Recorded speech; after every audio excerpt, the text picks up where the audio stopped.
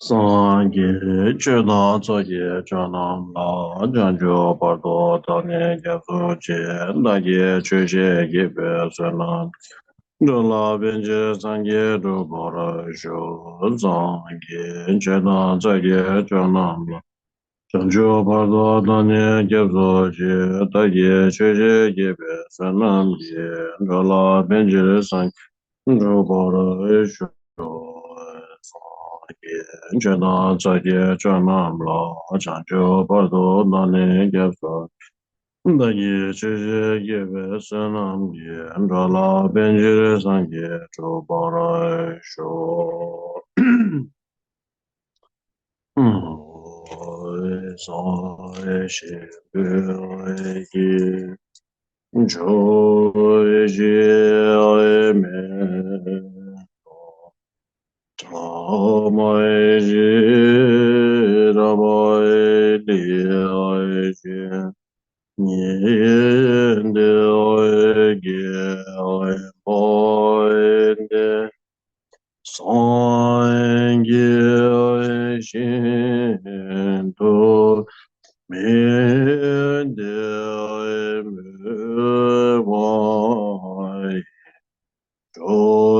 good namai dai lo je bora joy zamang lo ra mendra gamne ya da ya.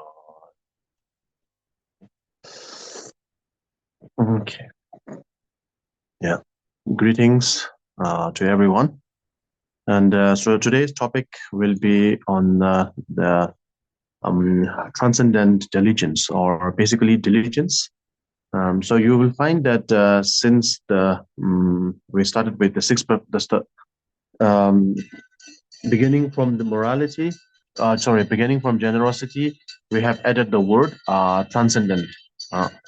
And sometimes we call them the perfection of generosity, perfection of morality, perfection of patience, perfection of diligence, perfection of concentration, perfection of wisdom, like that.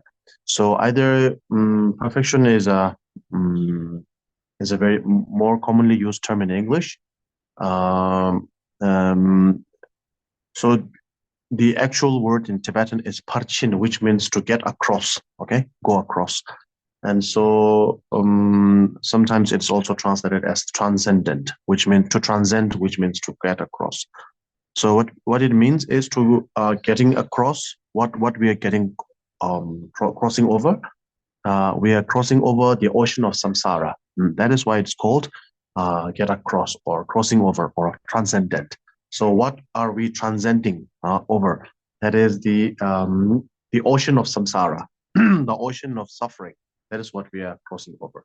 That's why it's called transcendent. Mm. So in this regard, there are many forms of generosity. There are many forms of morality. There are many forms of diligence, and sometimes diligence we translate it as effort. So there are many forms of diligence. There are many forms of morality, etc. But the sixth perfection, or the sixth transcendent practice that we are referring to right now, is all about getting across the ocean of samsara. So therefore, we add the extra the prefix, which is transcendent, which means to get across. Okay, so we are talking about not about any ordinary diligence, but we are talking about the diligence which we require in order to get across the ocean of samsara. That's why the transcendent. So we add this word transcendent to all of the six perfections. Yeah. Oh yeah.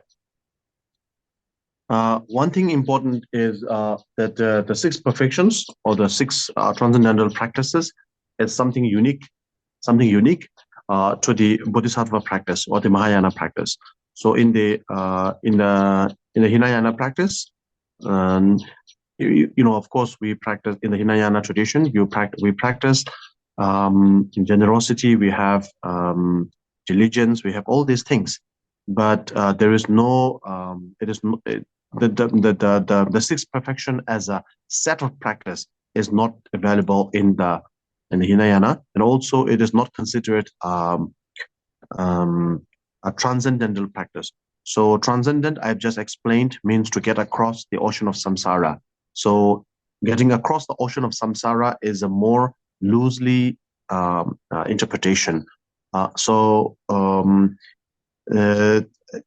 the ultimate sense, it is all about getting across the unenlightened, non-enlightened state, or the state of the state of unenlightened, which means to become a fully enlightened Buddha, right? So that is the goal, the aspiration of the Bodhisattvas and the Mahayana practitioners alone. In the Hinayana tradition, of course, the goal is to get across samsara, and get into attain arahat and attain nirvana, etc. But the goal is not to be.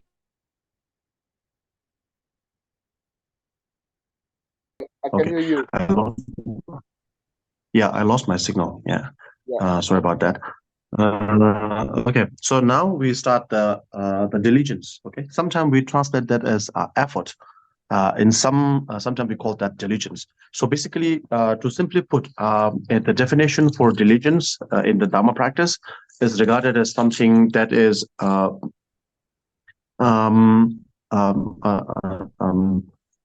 an effort that is put towards virtuous action.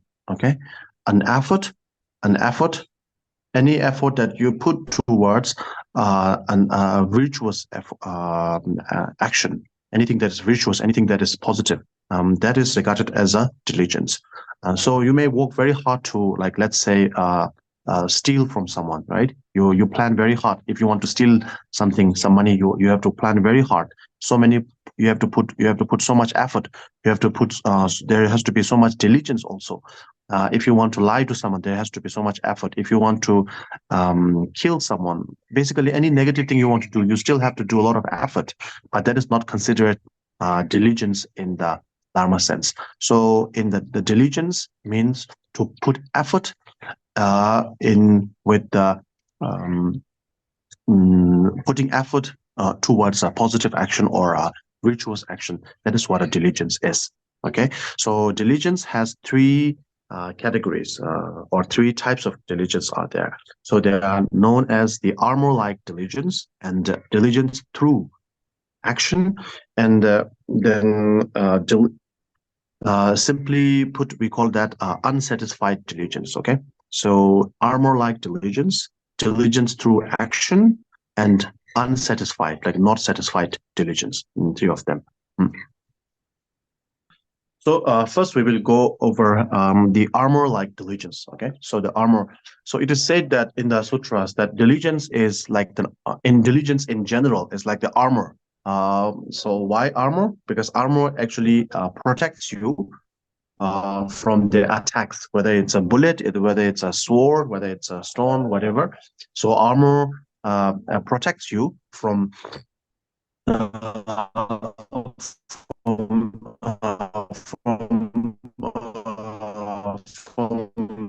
being harmed by the attackers, the obstacles. So here we are so eager to practice. We are so eager to get out of samsara. We are so eager to. We're really fed up with this samsaric life, etc., etc. And then we really want to get wisdom.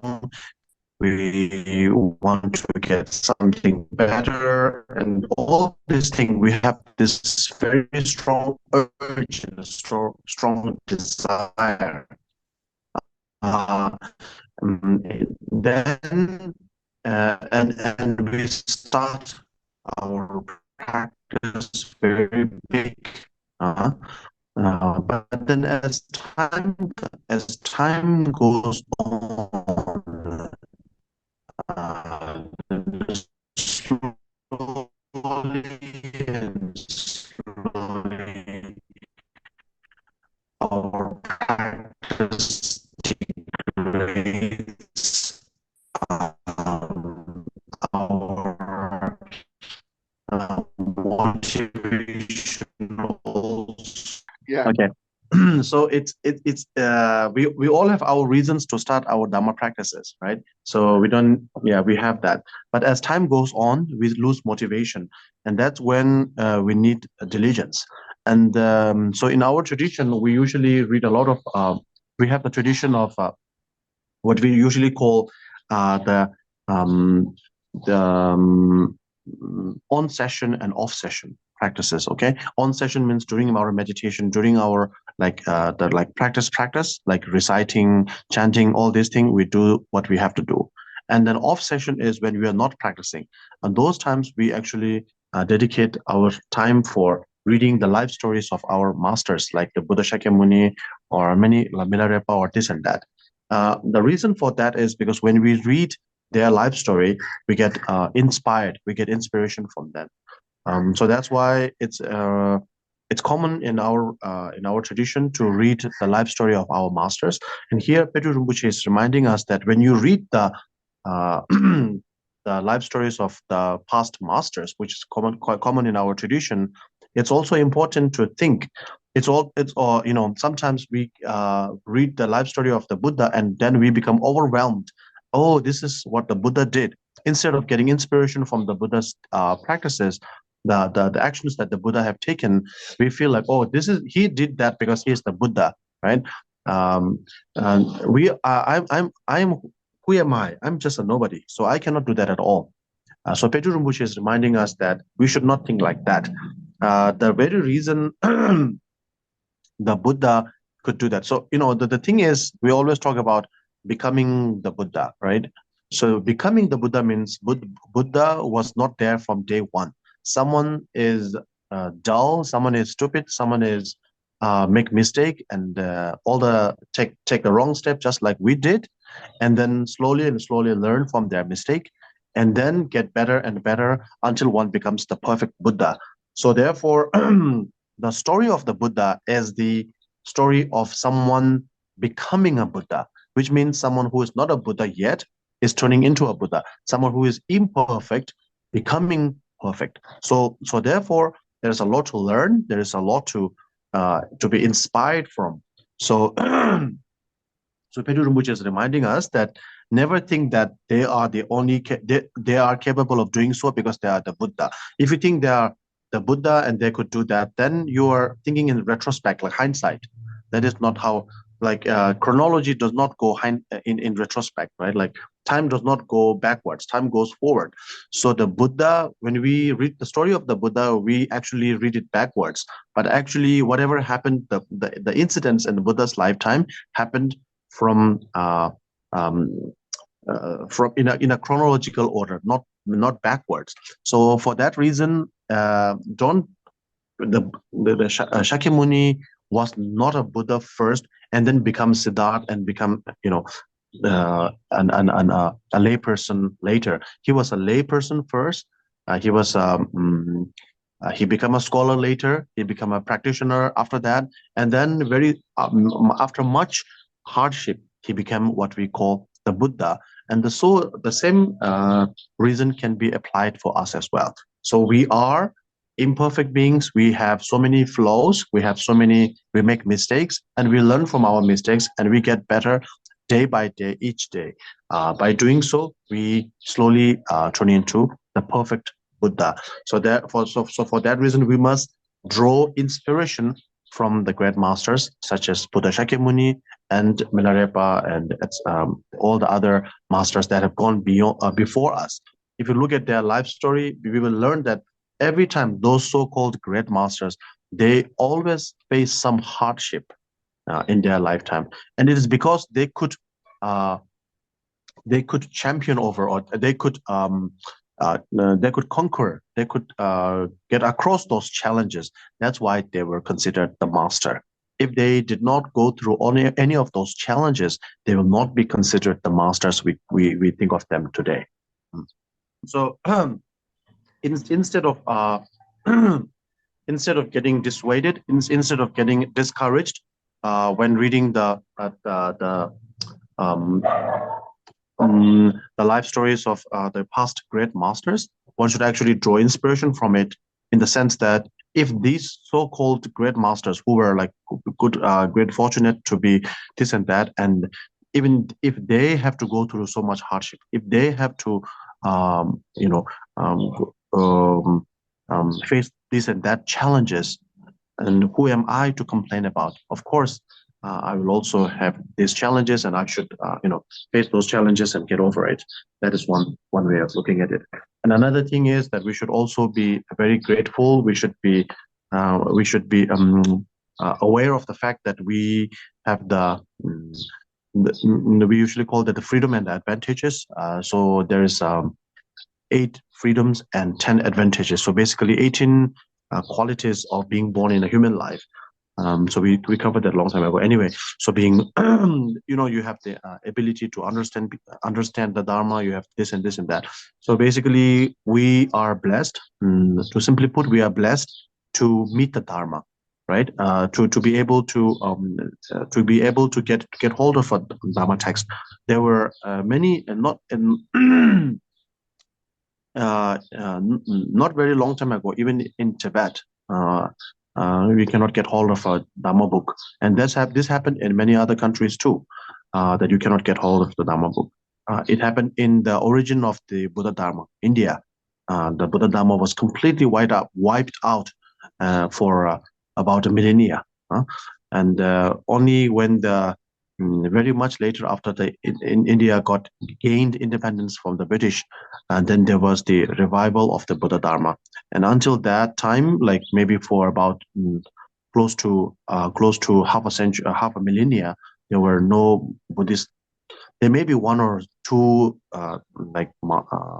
Buddhist practitioner living in isolation in the caves, whatever, but there is no mainstream Buddhist practice at all. It happened in the origin of the Buddha Dharma, which is India. It happened everywhere. It happened, and even in nowadays, the world is 7 billion people, but not all of us practice Buddhism, and there are a lot of people who have not even seen of the Buddha's text. They don't know about what the Buddha taught. All these things. So we are so blessed, people like ourselves, to be blessed with being exposed to the wisdom of the Buddha Dharma. So therefore, we should count ourselves the blessed one, and utilize that opportunity to practice. And so, in any case, one should wear this diligence practice, the diligence.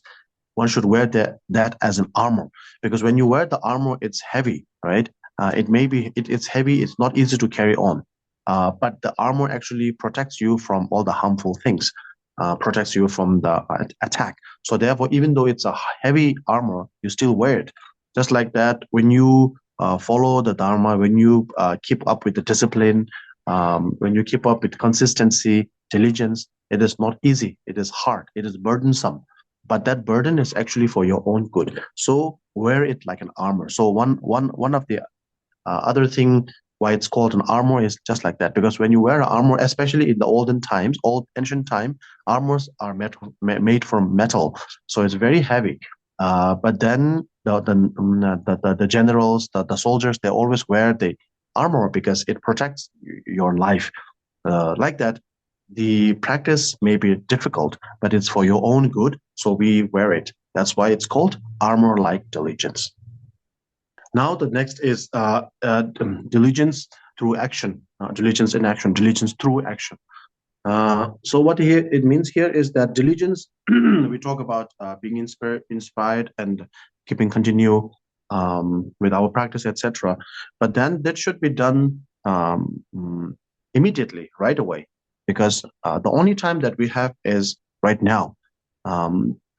Tomorrow is yet to come. Yesterday is already gone. The only time that we have is today, and then and within today, the past is past. The future is yet to come. The only time we have is right now. And if you think it like that, the only moment that we have is the present moment, right? By thinking so, by realizing that, you will never. If you realize that, not just intellectually, but like viscerally, like if you have a gut understanding of this thing, then you will not put your practices like away like that. Yeah, because for many of us, we practice the dharmas in order to escape samsara. Right now, we are in samsara, and if possible, we free ourselves from samsara in this very life, or if not, in the next life, when we take a rebirth, we hope to be born in the Pure Land and etc. Right? And so we think about death as somewhere very far away, maybe 80 years from now or 50 years from now, like that. But death is when you stop breathing. When you breathe in and cannot breathe, when you breathe out and cannot take your breath in, that is when death is there. That's when you approach death. So death is not that far away. It seems like usually we think old people die first and young people die later, but that's not always the truth. Many a times young people die. There is no order as in who will die first, when will we die. There is no ascertainship, there is no certainty, right? Diligence in action basically means that one should not put off your practices for tomorrow, for next year, for the good times. One should practice right away, especially when the time is bad. There is a saying that if you think, if your life is in hell, people complain about my life is a hell. If you feel like you are in hell, why you still remain there? You should move from hell. So if you feel like your life is very difficult, you should not stay there. You should move out of there. Maybe stay in some better place and then remain there for a longer time. It's okay. Anyways, the diligence in action basically means put into action whatever you learn, whatever you study, and don't put it off. Like, okay, I will do my practices when I'm done with all my, let's say, after I graduate from college, I will do my practice, or after I retire from my work, I will do my practice. Not like that. Do everything right away. So there is a citation from the Kunye Pema Karpo or Druk Pema Karpo. He is the fourth Drupa, or so he's a master from the 15th century. So he said, human life is like being in a slaughterer's pen, okay? In a slaughterhouse, basically. Death comes closer with every second. If you unhurriedly put off today until tomorrow, beware of the tears and regret upon your deathbed. So that is the second diligence, second type of diligence. So one more thing is Gyawal Longchenpa, which is the around the same time, but he is a great master from the Nyingmapa tradition. So the Longchen Namjamba, he said, the worldly occupations never end until the moment we die, but they end when we drop them. Such is their nature. So basically means the things that we have to finish before we practice, right?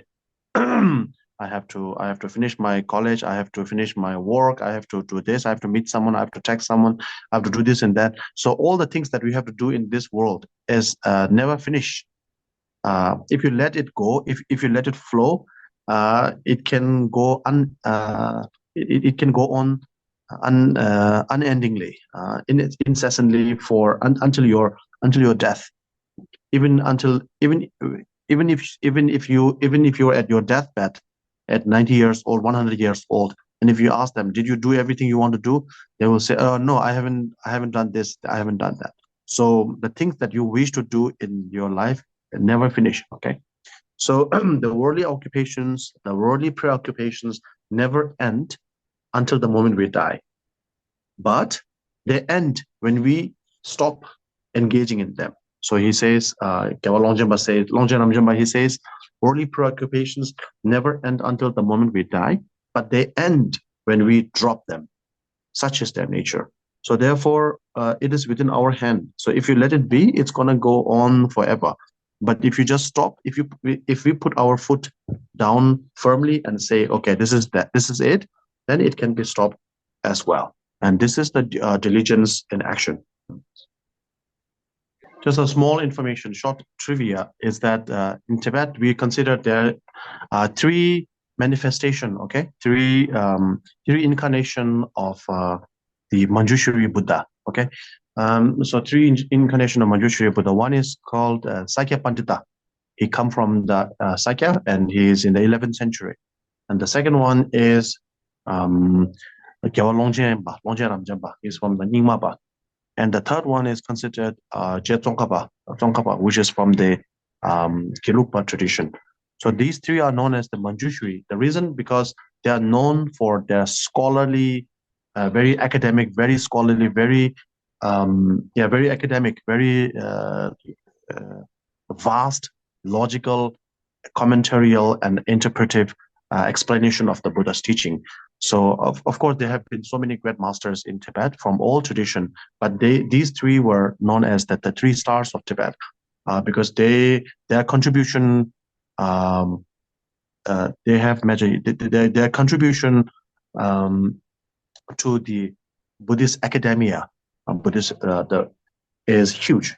In many other masters, they have great students, but all of them, they're great masters. They have great students, and those students went into the mountains, caves, and then they meditated, and they become, basically they become self self-accomplished individuals. But these three masters actually contributed for the the mass education of the Buddha Dharma in Tibet. So they were known as the three Manjushri of Tibet.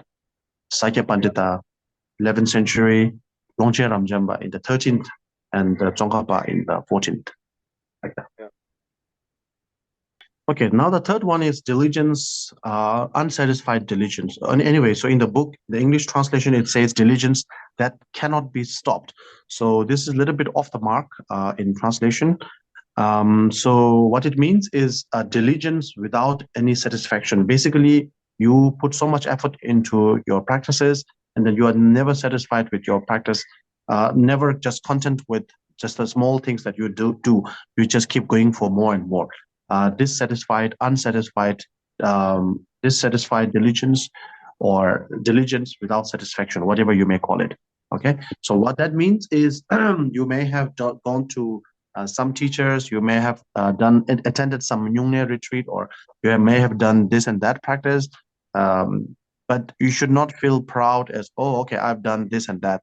I've listened to so much. I have attended so many Dharma practices. I've attended this and that. So now I have done quite a bit. I'm quite way up there in my practices, right?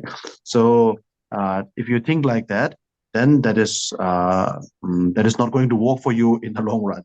So you must not be satisfied. In Buddhism we always talk about contentment. Be content, be content, be content. But then we say in the Dharma practice, when it comes to the Dharma practice, never be content. We go to practice as much as you can without ever being content. Yeah, like that. So diligence without without satisfaction, or diligence without satisfaction, or unsatisfied diligence, whatever you may call it. The third one is that you should not feel proud and feel satisfied or content with whatever little practice that you have done. You must continue. You must vow. You must commit yourself to practice as long as you live.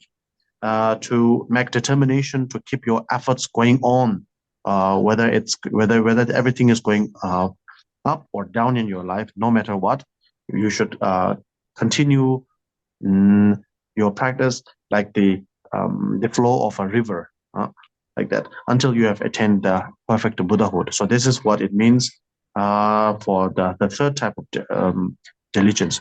There was an analogy given in the text, Dharma text here, is that it's like a very hungry yak, like a cow. So a very hungry yak eating the grass. So when the hungry yak eat the grass, when it's eating one mouthful, he's thinking of getting to the another one. So even before finishing the first one, he's thinking of taking the second lump. So like that, before finishing, when you are doing this practice, you should like strive for, okay, what next practice I should do, like that. Yep. Oh yeah. So Rinpoche Jigme Lingpa, he's the 17th century master from the Nyingmapa tradition, and he's the one who revealed. So he's in the Nyingmapa we have the treasure revealer. So in some masters in the ancient time would hide some of the his teachings, which is not ripe, which is not right for that period, or which is not proper for that period. They were hidden, and then some other masters will reveal them. So Rinpoche Jigme is a treasure revealer, meaning he reveals the spiritual treasures of the Longchen Ramjamba. Okay, and actually Longchen Ramjamba Gyawa Longchenpa, the book that we are reading with the words of my perfect master is actually a commentary to the preparatorial practices of the essential practice of Longchenpa, Gyawa Longchen Ramjamba. So anyway, the thing is, Rinpoche Jigme, he said that to practice with the greater tenacity, the closer one gets to death, is the mark of a Dharma practitioner who has not been caught by the frost. So basically, what the frost means.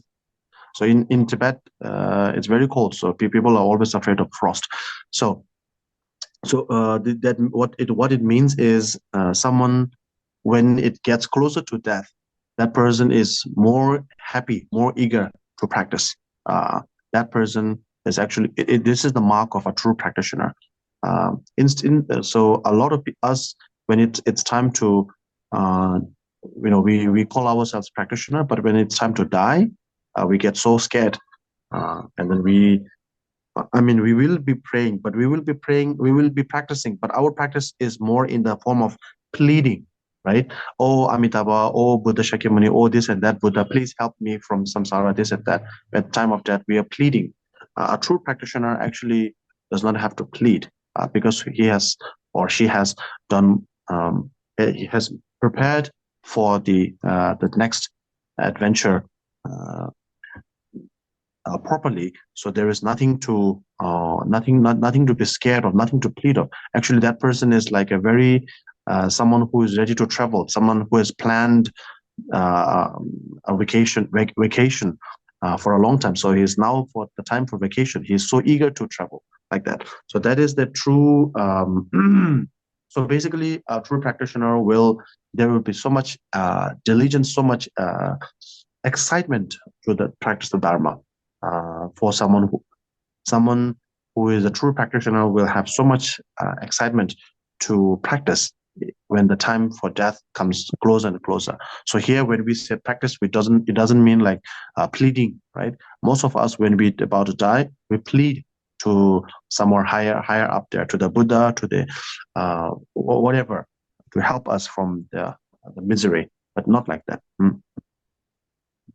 So unlike instead of doing that, Pedro Rinpoche reminds us, instead of doing what we just said, these days some people, some people who are reputed, some are considered to be great meditator, great lama, this and that. They are usually told by people. So it's like people like me, right? So people say good things. Oh, you are such a great practitioner, great meditator, great this and that. And then, oh, you don't have to practice like us. You are such a good master, this and that. And then you feel bloated. You feel like, oh yes, I am such a great, this and that. So I don't need to practice anymore, this and that. If you feel like that, then that is very wrong. Okay, so one should be ready to practice until one dies. One should practice until the time of death. One should never, no matter 30 years, 70 years, how many years you practice, you should never feel content. You should continue to practice. And Pedro Rinpoche quotes, Pedro Rinpoche cites Thakur Rinpoche. Thakur Rinpoche is Gambopa. Okay, Gambopa, same thing. So Gambopa says that thinking that one does not need such things proves that one needs them more than ever. So basically, when you feel like you don't need to practice at all, that is when you need to practice the most. Master Atisha Dipamkara, he passed away in Tibet, and when he was around 80 years or something. So he still do all his practices. He does his chanting, the prayers, and he makes the water bowl offering, and he also makes tsatsa, which is made from clay, the mud, and everything by himself. Then he has so many students, and they would like a little bit embarrassed. They say like, Master, you are such a great teacher, so many students, and why you make your hands dirty by playing with the dough, the clay. let us do that for you, right? And then they would say like, oh, why are you making the water ball offerings to the Buddha? Let us do that for you. And then Atisha replied by saying, okay, will you eat for me as well? My lunch and my dinner, will you eat for me as well? So basically he's saying that, yeah, you have to do your own practice. Yeah. So whether we attain the Buddhahood, any achievement that we do is depend solely on diligence. So Pedro Rinpoche reminds us that someone with exceptional intelligence but only a little diligence will be an inferior practitioner. But someone with little intelligence and extraordinary diligence will become a superior practitioner. And once again, he quotes from the omniscient Jigme Lingpa, Jigme Lingpa, we just covered him. So Jigme Lingpa says that no intelligence, no power, no wealth or strength can help someone without diligence. He's like a boatman whose boat has everything but the oars. Yeah, like that. So if you have, so the last word, the last paragraph is kind of handy, comes in handy for our day-to-day life practice. So Pedro Rinpoche reminds us by saying that always moderate your eating, okay? Arrive at a balanced amount of sleep, okay? Make your efforts steady and constant. Make your mind like a good bowstring. So the bowstring, not too tight, not too loose. It will get you nowhere to practice sporadically. Means if you just scatter your practice here and there, sometime you practice, sometimes you don't practice, it will get you nowhere. Yeah, do it constantly, do it steadily, do it moderately. Yeah, then you will achieve, then you will attain, then you will reach, then you will arrive. So basically, the three types of diligence, the diligence, the armor-like diligence, right, and the diligence in action, and diligence without stopping, or diligence with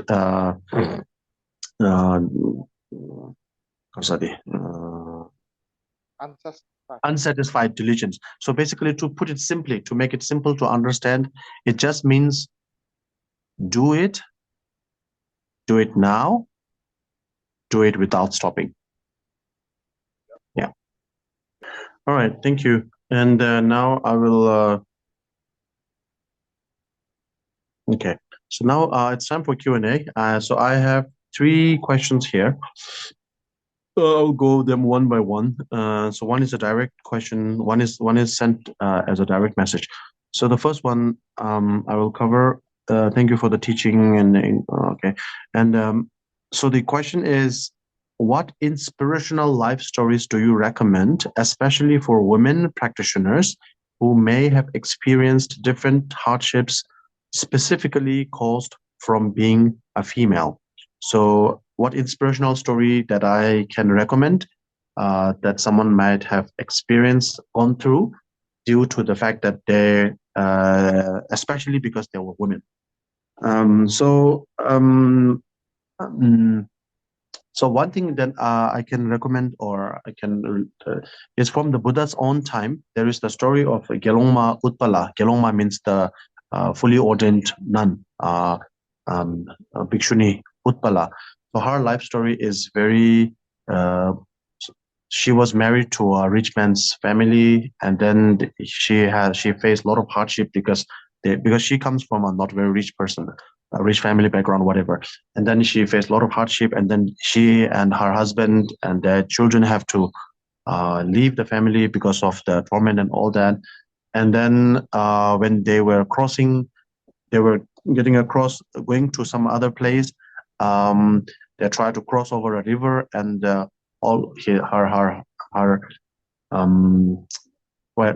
her husband was actually bitten by a snake on the way, and then her 2 children, when she tried to get across the river, were also carried by the river flood.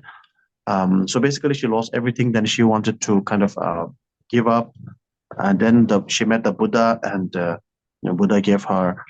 So it's called the Utpala Gelongma Utpala or Bhikshuni Utpala story. So that story could help, I guess. Yeah.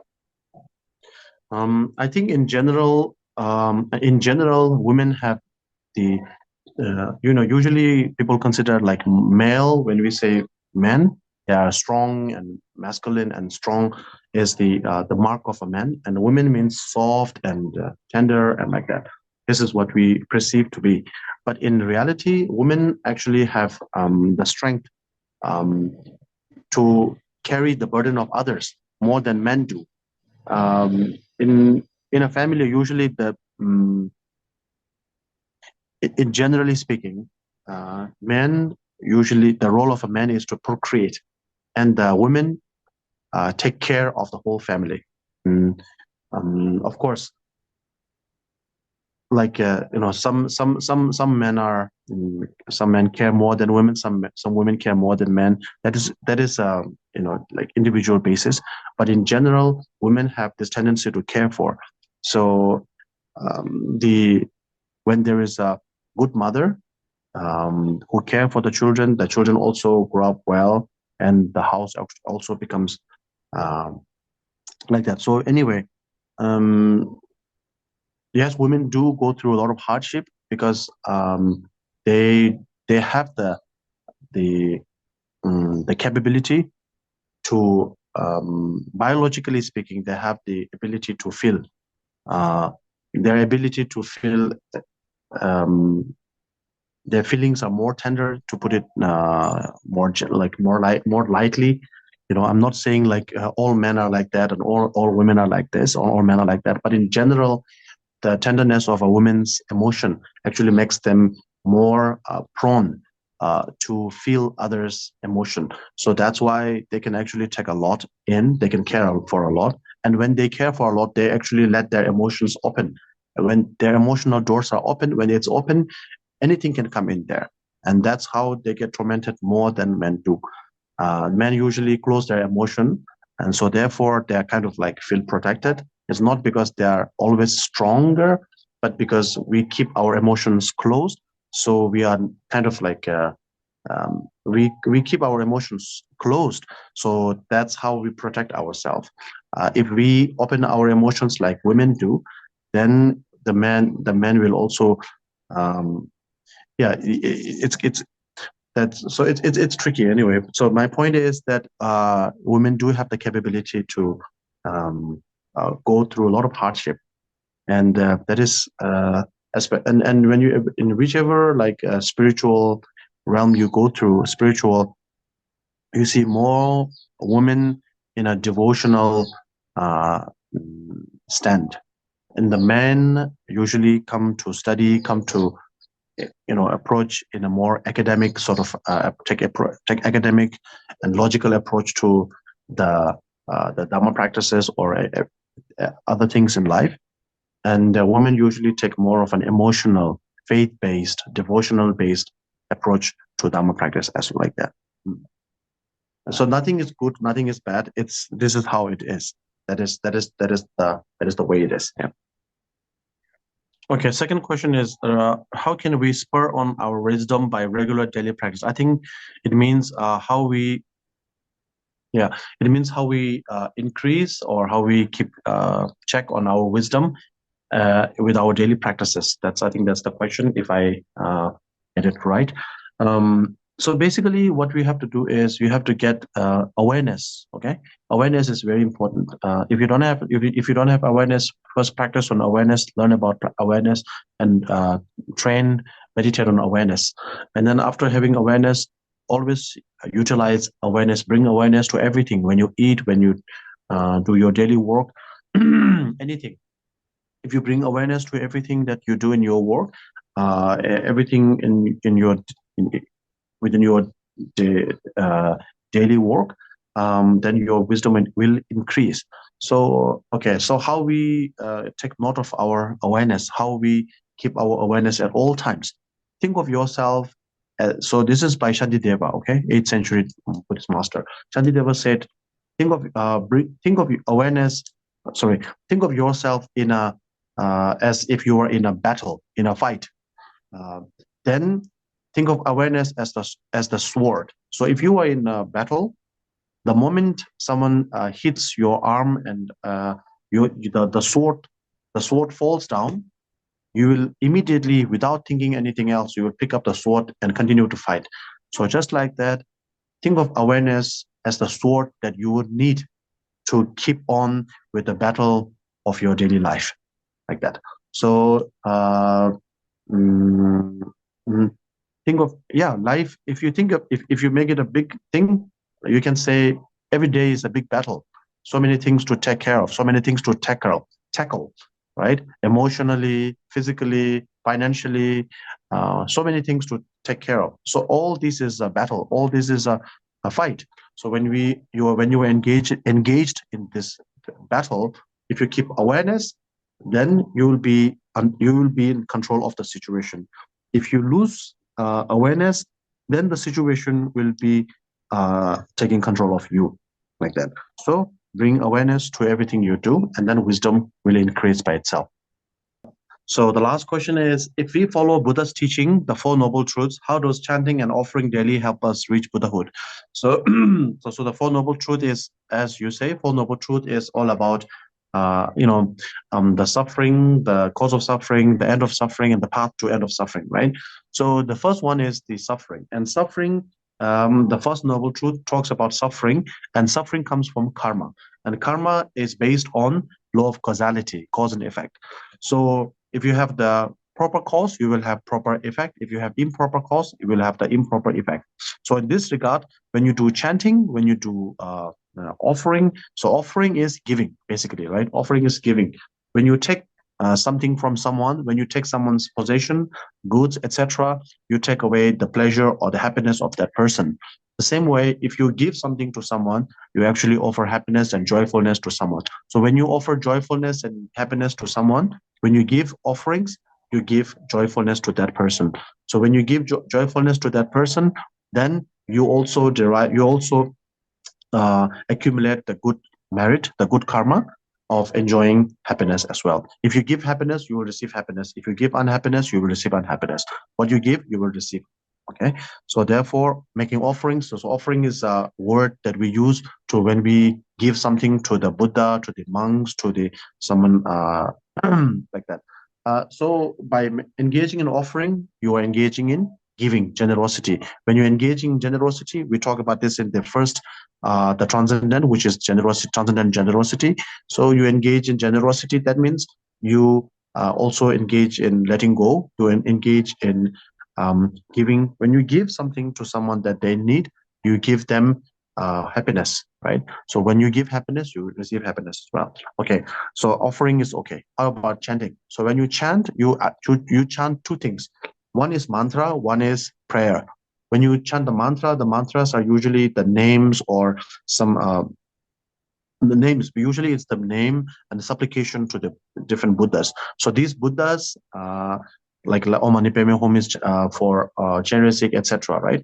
So when you chant the name of the Buddha, that Buddha, particularly Chenrezig, Tara, whatever, they're actually dedicated to work for the all the sentient beings. So when you chant their name, you are actually dedicating yourself for that cause as well. So when you dedicate yourself for the cause of sentient beings, you also accumulate great merit. So therefore, it brings you good fortune. Okay, it helps us. So it okay. So then, so there are two types of chanting. One is mantra and one is prayer. So when we recite the prayer, what the prayer say? Does the prayer say, "Let there be war in the world, let people die, let people suffer, let people go to pain"? No, we said exactly the opposite. We say let people be free from pain, free from suffering, etc., etc. So when we pray, we are actually thinking positive thoughts about others. So we can harm people in different way. We can harm people through our thoughts, through our speech, through our action. So when we actually harm people through action, that is the most that is the strongest action, right? The strongest um, um, manifestation of our thought, right? But when we have the good thought, that thought can actually manifest the thought can take form in action and in speech, and that will actually help tons of people. If someone says negative thing to you, you will be hurt. The same way, if someone says good thing to you, you will be happy. So the prayers are all about making the world a better place, bringing joyfulness to people who are experiencing misery, bringing companionship to people who are lonely, etc., etc. So therefore, it always creates positive karma accumulation. So therefore, when it creates positive accumulation, positive merit, then it helps us to reach Buddhahood. Okay. So your question is, how does this help us reach Buddhahood? Because Buddhahood is not Buddhahood. Reach Buddhahood, you have to do by wisdom. But wisdom alone does not work. Wisdom is like the drink. That drink always have to have a container, right? A wine, wisdom is the wine. Okay, that wine has to have a wine glass. So the wine glass is the merit accumulation of good karma that we have. If you have the karma, that karma can contain the wisdom, and then that wisdom can get us to Buddhahood, like that. So let's dedicate this to our mothers, and we go to the dedication page now. Lama